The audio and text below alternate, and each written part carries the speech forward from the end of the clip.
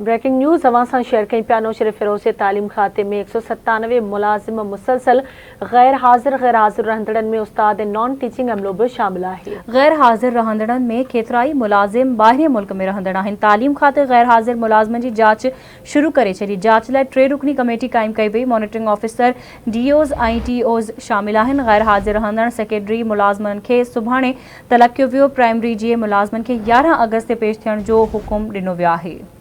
तफ़सील मालूम कंदासीं आवाज़ जे रिपोर्टर ज़ाहिद कायम खानी खान। जी ज़ाहिद, कहिड़ा तफ़सील आहिनि, आगाह कजो। जी बिल्कुल, तालीम खाते के चीफ मॉनिटरिंग ऑफिसर नौशर फिरोज जो है एक लेटर जारी कर तालीम खाते नौशर फिरोज में 197 मुलाजमन के मुसलसल गैर हाजिर करार दिनों है। गैर हाजिर रहंदड़ में उस्ताद नॉन उस्ताद शामिल हैं।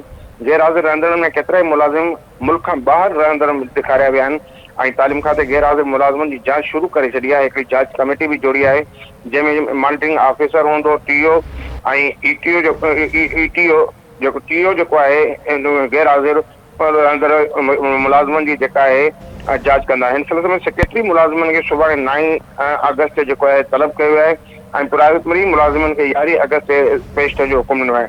मुलाजमन के ज़ाती तौर पे जो है पेश ज़ाती तौर पे जांच कमेटी वारो पेश थियण जो हुकुम ॾिनो है। चीफ मॉनिटरिंग ऑफिसर ॿुधायो है नौशर फिरोज जिले में तालीम खाते के अंदर जो है उन उस्तादन की है गैर हाज़िरी जो है मुसलसल वधंदी पई वञे। जी ठीक है ज़ाहिद, तव्हांजी वॾी महिरबानी अपडेट करण जे लाइ।